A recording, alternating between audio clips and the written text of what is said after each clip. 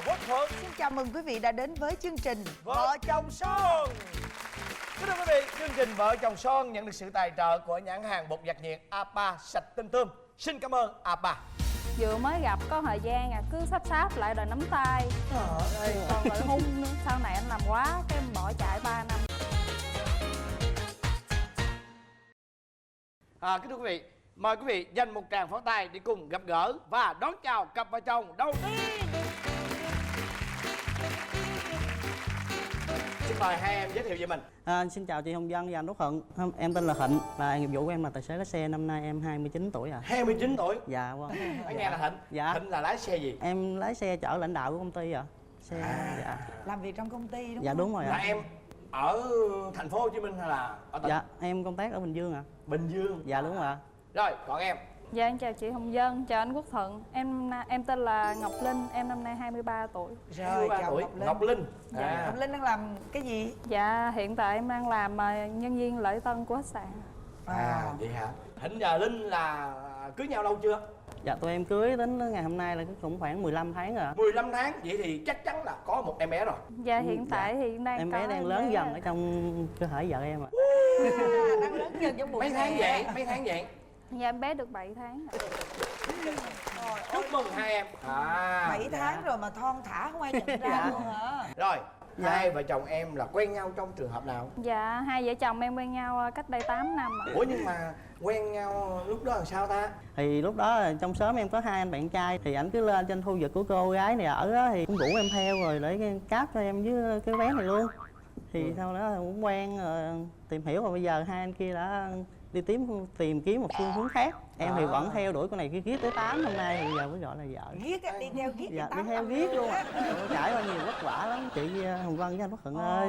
Anh này ở trên thị xã xuống dưới quê mà thấy ảnh còn quê hơn dưới quê nữa. Em không muốn gặp mặt luôn hả?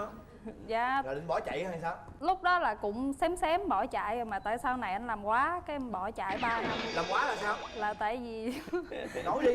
vừa mới gặp có thời gian cứ sắp sáp lại đòi nắm tay. Rồi còn lại hung nữa. Trời ơi, là có nghĩa là dê em á hả? Dạ đúng rồi, dê già. Tao kể cái chi tiết mà ông sắp vô rồi ông dê. Thì hồi đó cứ theo riết vậy, rồi cái chai mặt ở nhà em luôn vậy, tối nào cũng lại cái nói chuyện xong cái giả bộ khều khều nắm tay người ta. Hả? Mà thấy ghét lắm, mới gặp mà ông cứ vậy, mình cảm giác ông này ông dê quá thôi chắc không được đâu, cái con trốn luôn. Rồi nhốt dê luôn. Là trốn 3 năm đó phải không? Dạ. Trời ơi. Mà trốn không có được. Mà anh hỏi lúc đó là ông có để cái hàm râu không? Dạ không, hồi đó râu gọn gàng đẹp trai lắm. Mà nhưng mà bị cái tầng dê đó. dê thôi. Rồi sau 3 năm gặp lại thì sao? Dạ không có, con trốn thôi mà anh đâu để con trốn đâu. Là tại vì anh cứ đi theo riết rồi thay biết bao nhiêu số điện thoại cũng biết luôn. Trời ơi sao hay Không vậy? biết sao mà Có không hỏi biết. ghé. Rồi bữa đó còn đứng rình ở trước cửa trường học nữa. Trời thấy ghê quá à. Anh kể chuyện anh Nói rình nghe nữa. nè, em kể chi tiết giùm anh nghe cái câu chuyện nào mà ổng thả nguyên con dê chúa ra. Thảo nguyên con dê chúa là thì bữa đó là anh ngồi ở trước xích đu cái đang còn nói chuyện thì cái ông xịt qua, cái mình né qua hết gần hết cái xích đu rồi cái ông nắm tay run lắm, tại vì lúc đó ở nhà nữa sợ ba mẹ thấy rất là run. Cái thì công chờ một cái em tát một cái bóp. Chết cái dê. Rồi là từ đó là em tránh xa luôn. Trời ơi sao tránh xa con dê luôn. Hay rồi, Dạ. hãy kể cho câu chuyện nào mà cái đô dê của bạn nó mạnh lên. Dạ, em dơi không có sổ sàng như vợ em nói đâu. Có một lần cũng ngồi trên một cái xích đu của nhà đó. Nữa hả? Cái em giả bộ em chỉ vợ em ở bên kia có gì kìa em. Cái vợ quay qua thì tất nhiên dính cái môi của em. Trời Đó là em đâu có dơi đâu, tại vợ em vô tình trúng em. Trời ơi. Cái đó là bị gài đó Bị chị. gài. Gài ghê lắm, nói chung là Con dê này là con dê tu luyện tát. Em lú lắm anh ơi, đúng không? Rồi sao lúc đó có tát phải không? giờ đâu có kịp đâu, đứng hình rồi. Rồi không từ đó dính con dê luôn. Dạ không. Giờ tại vì thấy dê là thấy ghét lắm, trốn riết 3 năm trời như là Cuối cùng trốn biết sao gặp nợ lại. vậy đó. Mà cũng không được luôn. Cái cuối năm lớp 12 bữa đó sinh nhật ảnh xuống dưới quê anh rước em lên Bình Dương dự sinh nhật ảnh. Xong bữa đó mà thời gian đó thì chắc cũng lớn rồi, cũng biết nhìn nhận một chút rồi. Thấy anh này sao ảnh lì quá mà ảnh cứ đi theo riết, cũng đâu có ai dám quen mình đâu. Thôi thì quen luôn cho rồi. Bởi vì khổ không nghe kể chuyện mà hay không? Tội, bây giờ em biết tội cái lì đó mà tôi không thể nào chấp nhận được. Không chấp nhận được cái chuyện xà. Thì em vừa mới đồng ý quen, trong bữa tối đó là chở em về nhà thôi, cái đứng trước cái đường đi vô nhà cũng xin hung cái, cũng dê nữa. Xin hung cái em mắc cỡ muốn chết luôn, ráng đứng nhắm mắt cho ông hung cái đi vô mới vừa lòng, chứ không đâu chịu về đâu, đứng riết đó. Ba mẹ thấy là tiêu luôn. Dạ. Trời ơi, con dê này nó tu luyện ở trên núi hay sao này, phải không? Kể từ lúc hung đó là chính thức yêu nhau đúng không? Rồi, dạ. Rồi từ lúc yêu 8 năm lần đó, tình yêu của các bạn như thế nào? Có chia tay lúc nào không? Dạ nhiều lắm, chia tay không biết bao nhiêu lần. Vậy hả? Lý do? Tại em. Ủa tại sao vậy Thịnh? Do là em dơi quá, với lại bạn gái em say nắng người khác nữa, em cũng ghen nên cái vợ em chia tay. Không Thì có tại được vì vững lúc vàng đó lắm. là mới lớn rồi, vừa mới lên trên Bình Dương đi học nữa, mới xa gia đình thì cũng muốn thoải mái. Ở nhà ba mẹ đã quản lý rồi, lên ổng còn quản lý hơn nữa. Muốn đi đâu cũng được hết, đi đâu cái ông cung rình hết trơn. Trời đất ơi, Rồi cái con dê này nó rình từ cổng trường. bánh rình em không biết luôn á. Rồi xong tới hồi về cái nhắn tin cái nói mới đi chỗ đó nè, phải không? Rồi đi với ai. Trời ơi, thấy bực mình nổi điên gì đâu vậy. Cái chia tay cái có người con trai khác dễ thương hơn, cái em thích. Chia tay trong bao lâu? Dạ mấy lần say nắng trước thì không có lâu đâu, mà có lần lâu nhất là 8 tháng. Ôi Dạ ôi. là quen được gần 4 năm luôn á. Rồi trong thời gian đó em làm gì? Ốm đói đồ khổ lắm cô ơi. Dạ, anh suy sụp rồi đủ thứ rồi. Anh ốm, Dạ. anh hóc hát, anh làm thấy ghê lắm. Em có ai không? Dạ không, em Trời vẫn ơi, có bạn một cái này. tình cảm đó dành cho vợ em. Rồi bạn Ảnh này được có cái ảnh rất là chung thủy. Nhưng mà bạn có biết điều đó không? Dạ biết, ảnh thủ đoạn lắm, đâu có phải là im lặng đâu. Tìm số điện thoại, tìm số nhà, tìm nghề nghiệp, tìm đủ thứ thông tin về cái anh đó hết. Cho ảnh biết là tình cảm của em với ảnh là bao nhiêu năm đồ này kia vậy đó. Phá đám ghê lắm. Rồi Phá cuối đám cùng ai là cũng- người giảng trước? Dạ em. Tại vì người ta chững chạc hơn rất nhiều, mà cái thời gian đó tự nhiên mình cảm thấy người đàn ông vậy mình thấy thích ghê luôn. Mình tin tưởng lắm, mình thích, mình muốn quen. Còn anh này ha, ăn tối ngày cứ gò bó rồi đủ thứ chuyện hết, cái mình cảm thấy như là chán vậy đó. Nên là bị say nắng vậy thôi. Xong rồi em cảm thấy em không có thích nữa, cái thôi cái em chủ động chia tay với anh kia. Mà quay lại anh về. Cái quay lại anh kêu anh thôi cưới luôn, đừng yêu nữa. Trời. Một câu chuyện hoàn toàn phá hậu. Rồi, vụ đó Lấy là nhau cưới được nhau đúng 15 không? tháng rồi đó, đúng Dạ. không? Dạ. Cưới nhau 15 tháng về nhà thì ảnh có cưng chiều, ảnh có mê em, là có coi em là tất cả không? Dạ có, tới giờ thì vẫn như vậy. Mê vợ lắm đúng không? Dạ. Không Mê. khác nữa không? Dạ có, giờ thêm cái mê nữa. Mê gì? Mê game lắm luôn. Hồi đó không có đâu, không có biết chơi game là cái gì. Bao nhiêu thời gian mà đi làm giờ là dành hết cho em vậy á. Em mà giận hờn hay gì cái là đi lên Tuốt thành phố mua gốc bông rồi về tặng. Lấy lòng ghê lắm, còn giờ không có đâu, cứ chơi game thôi. Mê tới mức độ mà ngủ sáng dậy cái mò đầu tiên là mò cái điện thoại. Chứ không có mò coi vợ mình còn ngủ hả hết. Trời ơi, không có mò vợ. Ghê không? Dùng cái từ rất là hay. Hết rình rồi giờ mò. Bây giờ lỡ rồi, bây giờ đến đại hội vạch mặt. Bây giờ cho em trước đó Thịnh. Dạ. Nãy giờ Linh nó nói suốt Dạ. vợ mình sau khi cưới về có cái tính xấu gì không? Vợ em vụng về mà hậu đậu lắm anh ơi. Người ta con Dạ. nít mà. Còn nở mà. Dạ, em về huấn luyện kiếp mà giờ vẫn chịu bắp như hồi trước thôi. Trời dùng từ. Rồi sao? Cùi cỡ nào? Ví dụ như là đi làm công việc cũng không có chú tâm vô được. Với lại về nhà thì việc nhà làm cũng không xong. Quét nhà cũng cầm cái chổi Vậy quét coi như cũng không dụng nổi. dụng về. Dạ, đúng Rồi rồi còn ạ. gì Cầm cái nữa? chổi giống như phớt qua phớt Dạ. lại. Cái đó chỉnh được mà em. Rồi tiếp đi. Muốn ngủ á thì ngủ không có ôm chồng anh. Bởi vậy nên em đâu có mò được đâu. Sáng sớm là em mò điện thoại để em bắt giờ coi mấy giờ để em đi làm chứ không phải là dạ. Anh cứ để em ngủ riết mà đặt biệt danh cho em luôn. Ẩn danh gì? Bà xã Đức Nhọn ngủ như con tôm. Nói vậy để cho tự ái quay qua ôm Dạ. ổng đó. Mà vẫn chưa ôm luôn. Dạ không. Trời ơi. Rồi, không còn gì nữa đúng không? Dạ. Vậy thì bây giờ em mong muốn Thịnh thay đổi một điều. Chắc lẽ là điều bớt chơi game rồi đúng không? Ảnh không có nên chơi game nhiều, tại vì cái này là cũng em muốn mà mấy chồng cũng không có muốn ảnh là chơi game nhiều như vậy. Nó ảnh hưởng tới mắt, mà ảnh thì làm tài xế nữa, đôi mắt rất là quan trọng. Đúng rồi. Dạ. Dạ. Đúng rồi. Mà em nói hoài cũng không chịu nghe. Nhưng Chưa mà nghe đó phải không? Dạ. Chưa nghe. dạ. Má cũng nói nữa mà cũng không có thèm nghe luôn. Hai người phụ nữ quan trọng nhất trong cuộc đời nói mà chưa nghe, bây giờ lấy ai nghe giờ? Dạ. Anh Đó. với lại là em muốn là yêu thương vợ nhiều hơn. Thấy chưa? Điều này bà nào cũng muốn chưa? Dạ, lúc nào cũng muốn chứ không phải là bây Rồi, giờ. Dạ. tới anh đó. chú dê tài xế. Vợ em thì vẫn còn nhỏ nên em muốn vợ em thì chững chạc hơn trong những cái việc mình sẽ làm, biết suy nghĩ trước. Chắc có lẽ là trong giai đoạn này thì chắc em mong muốn vợ mình nghỉ ngơi nhiều hơn đó, đúng không? Dạ đúng rồi. Em cũng muốn vợ em nghỉ ngơi rồi để lo cho em bé. Trong đó muốn ăn uống, chỉ ăn uống nhiều hơn. Chứ mà chỉ đi ăn uống mà cực khổ lắm anh. Tự nhiên mình hao chất xám để mình nghĩ rồi cái chất gì cho cô đó ăn mà cô chịu ăn nữa. Rồi thì em cực. Vợ làm miếng ăn lắm mà. Dạ vợ em ngán ăn lắm mà. Cái mong muốn của ông xã đối với em á là đúng đó. Dạ. 7 tháng mà Người nó thon ngon thả quá. không có ai biết Dạ. là có bầu hết á. Dạ. Cho nên bây giờ thôi kệ, cố gắng ăn phải cho mình, ăn cho con chứ bộ. Dạ. Dạ. Biết sao mình á, mình ăn á mà con mình nó khỏe đó, sau này lúc mà sanh nó ra đỡ lắm Đó. luôn. Dạ. Chứ con mà nó yếu á mình cực dữ lắm. Dạ. Thôi còn ông xã bớt thời gian chơi game lại để Dạ. dụ cho vợ ăn uống á, rồi Dạ. giải trí kia để cho em bé sanh nó Dạ. khỏe mạnh. Dạ em hiểu. Còn hai bạn này thì quá hoàn thiện rồi, đâu có cái gì xấu đâu. Đúng rồi. Mong là các bạn sanh ra một đứa nhỏ rất là khỏe mạnh, đáng yêu, xong hai chồng xúm lại lo lắng cho con rồi càng yêu nhau hơn. Dạ. Dạ cảm Rồi, ơn. xin cảm ơn hai em. Rồi đỡ vợ. Tự nhiên em thấy cái nick mà sương gió phủ đời trai, tụi em quyết định là gặp nhau ở ngoài đời. Sao trong hình nó không có giống như là ở ngoài, em định bỏ chạy rồi. Bây giờ thì xin mời quý vị dành một tràng pháo tay thật to hơn nữa để chúng ta cùng gặp gỡ với cặp vợ chồng thứ hai.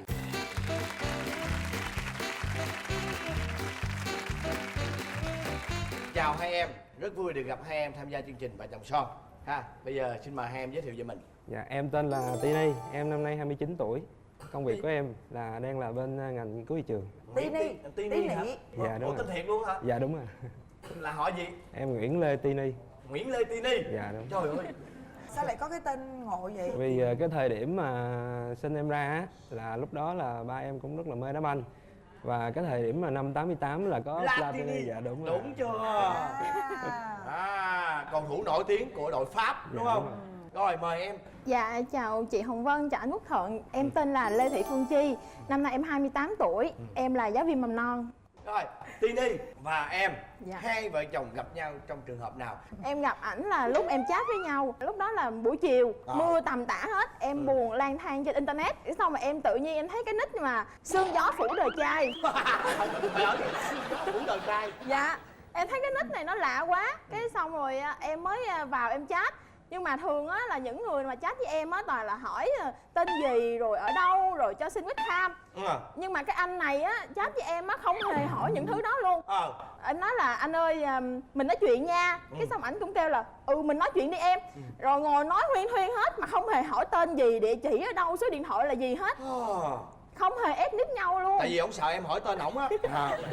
Chat xong rồi em tắt máy nhưng mà em vẫn là ấn tượng rất là anh này. Qua ngày hôm sau em lại mở lên, tình cờ là em lại gặp cái nick này tiếp. Cái lần này là em add vô lại, em add vô em nói chuyện. Rồi em xin số điện thoại. Xong rồi một thời gian cái tụi em xảy cãi nhau. Xong rồi anh tắt nick luôn, anh xóa nick em luôn. Ôi trời ơi. Em có điện thoại nhà, em gọi liên tục. Em gọi mà cháy máy luôn. Sao ảnh sợ quá đi, ảnh bắt điện thoại lên, ảnh kêu nhà anh đang ngủ, ngày mai mình nói chuyện nha. Lúc đó em mới chịu, em lúc mới im lặng. Là sau một thời gian là tụi em quyết định là gặp nhau ở ngoài đời. Lúc mà hai bạn quyết định gặp nhau ở ngoài đời thì cái cảm giác nó như thế nào? Lần đầu tiên em gặp á, thấy nó có cái gì đó nó gọi là nó xao xuyến trong lòng mình, cảm thấy nó thích nó dễ thương á. Còn em như thế nào về cầu thủ tiểu Platini? Cho em thật sự là rất là bất ngờ, bởi vì lúc ảnh gửi hình ảnh không có cười, nhưng khi ảnh ra ảnh gặp em ảnh lại cười. Em mới nói là ủa sao trong hình nó không có giống như là ở ngoài. Em định bỏ chạy rồi, bởi vì khi ảnh cười lên thì cái miệng ảnh mớm duyên á, trong hình thì ảnh không có cười nên em không thấy được cái mớm. Nhưng mà lý do gì mà bạn không chạy? Dạ tại vì nói chuyện với em rất là chân thành, mà tiêu chuẩn của em là hơn em một cái đầu, nghĩa đen lẫn nghĩa bóng, hay là anh ấy cao hơn em và thông minh hơn em, chuẩn hơn em rất là nhiều. Em quyết định là thôi kệ, tính tình vẫn hơn là ngoại hình. Thế là em không bỏ chạy và em tiến tới nói chuyện luôn. Rồi, bao lâu thì em yêu nhau? Tụi em gặp nhau là yêu nhau luôn. Là ngày đó là yêu Cái luôn mặt hả? gì mà không yêu sao được? Y chang như là hai anh em luôn vậy đó. Và đặc biệt là cái nụ cười kìa, trời ơi. Nụ cười ấn tượng quá đúng không? Dạ. Đó, rồi tụi em yêu nhau bao lâu thì tụi em mới cưới nhau? 6 năm anh. Trong 6 năm đó là có bình yên không? Hay là có sóng gió không? Dạ cũng Dạ có, cũng có.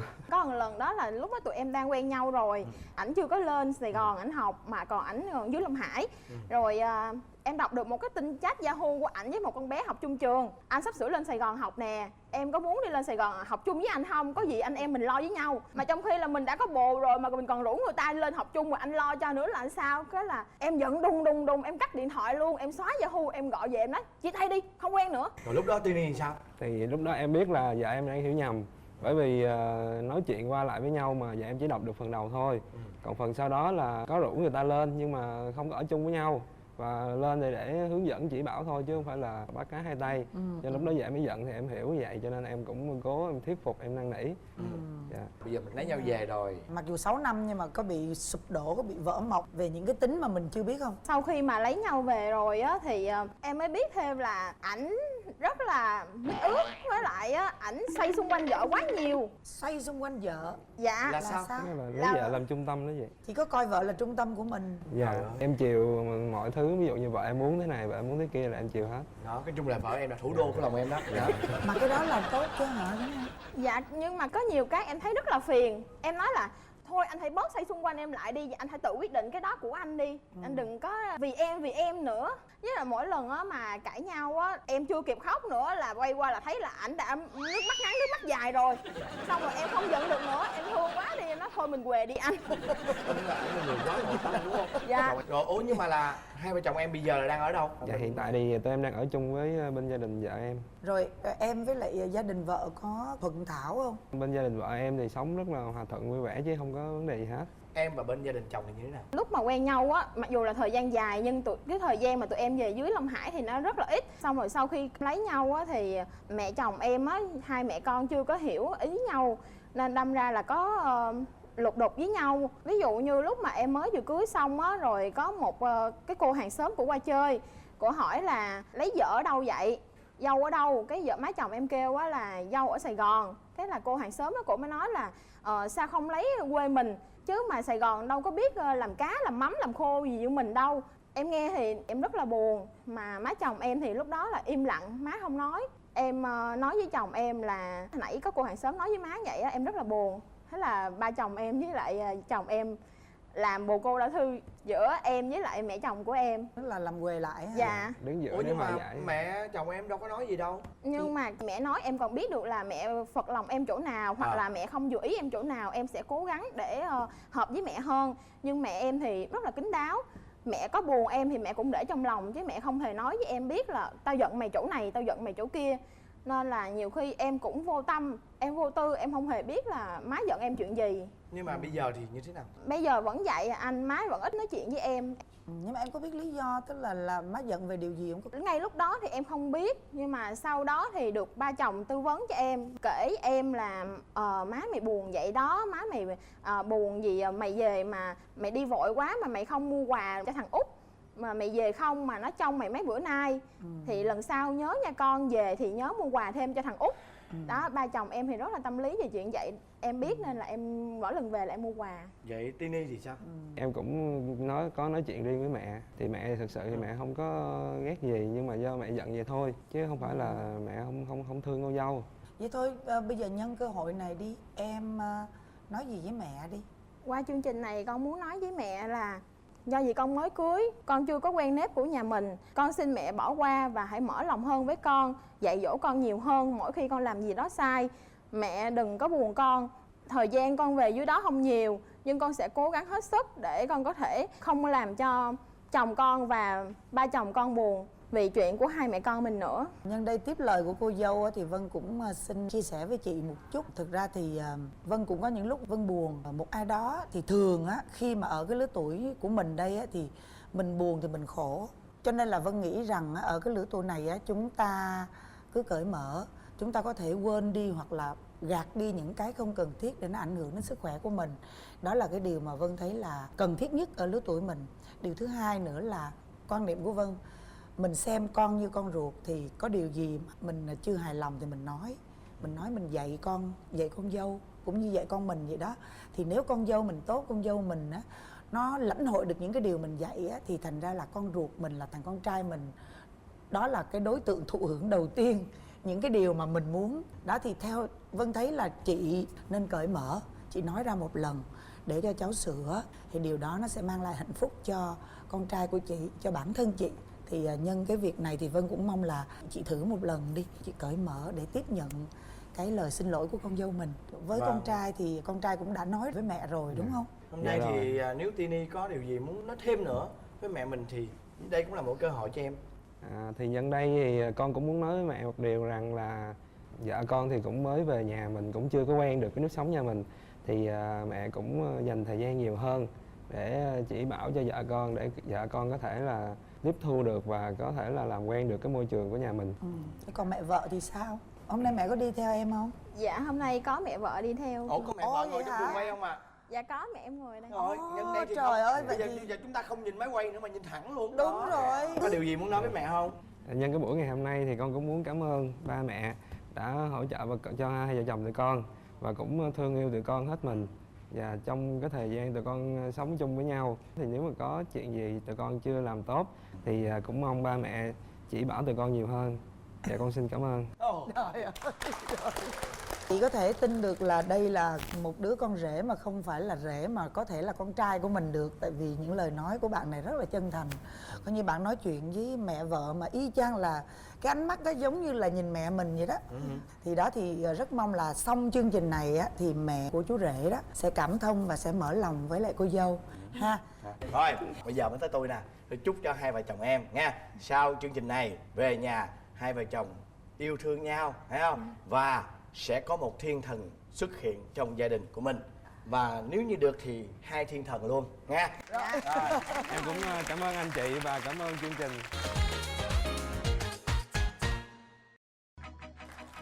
Và bây giờ là đến phần hấp dẫn đây, phần kiểm tra hiểu ý và bốc thăm may mắn. Chúng ta có các phần quà như sau. Trước tiên đó chính là một bộ sản phẩm dưỡng trắng da toàn thân phi thanh vân chiết xuất từ các dưỡng chất thiên nhiên trị giá 2 triệu đồng. Món quà thứ hai đó chính là một bộ sản phẩm sữa ông chúa viên nang Biflex giúp tăng cường hệ miễn dịch, giảm cholesterol, giúp tái tạo tế bào da trị giá 2.300.000 đồng. Và món quà thứ ba chính là một bộ sản phẩm viên uống sáng da mờ thâm nám Sakura Placenta của dược phẩm Sakura trị giá 2.280.000 đồng. Và món quà thứ tư đó chính là một miếng cước chùi nồi và kèm theo một cặp vé xem kịch tại sân khấu của người đẹp Hồng Vân. Và bây giờ là phần kiểm tra hiểu ý. Các bạn đâu lưng lại, nghe kỹ câu hỏi. Vợ của bạn thích môn thể thao nào?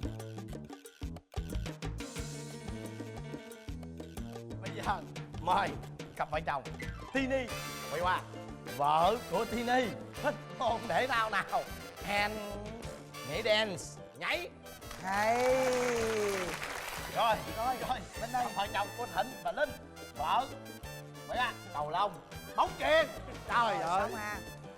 Trời ơi. Rồi và với kết quả trên xin mời Tini, hai vợ chồng em chọn đi một trong bốn màu này. Dạ em chọn màu hồng. Màu hương. Bên này màu gì?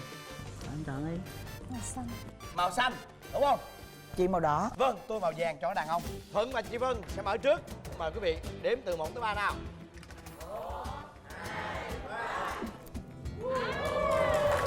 Trời ơi.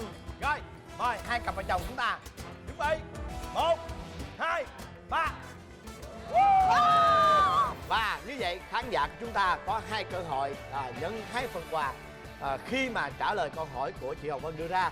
Quà đầu tiên đó chính là một bộ sản phẩm sữa ông chúa viên nang Biflex trị giá 2.300.000 đồng. Và món quà thứ hai đó chính là một bộ sản phẩm viên uống sáng da mờ thâm nám Sakura Placenta, một sản phẩm của Sakura trị giá 2.280.000 đồng. Và câu hỏi đó như sau. Cặp vợ chồng thứ nhất yêu nhau bao nhiêu năm trước khi cưới? A 6 năm, B 7 năm và C là 8 năm. Câu thứ hai, bao nhiêu người trả lời đúng giống như bạn? Nhanh tay gửi câu trả lời về cho chương trình Vợ Chồng Son. Biết được chừng bạn sẽ là người may mắn nhận được hai phần quà của chương trình tuần này. Và chương trình Vợ Chồng Son đến đây thì xin cảm ơn nhãn hàng bột giặt nhiệt A3 sạch tinh tươm đã tài trợ cho chương trình Vợ Chồng Son. Và nhớ là mỗi tối Chủ nhật lúc 22 giờ trên kênh HTV7 chúng ta sẽ lại gặp nhau trong chương trình Vợ Chồng Son.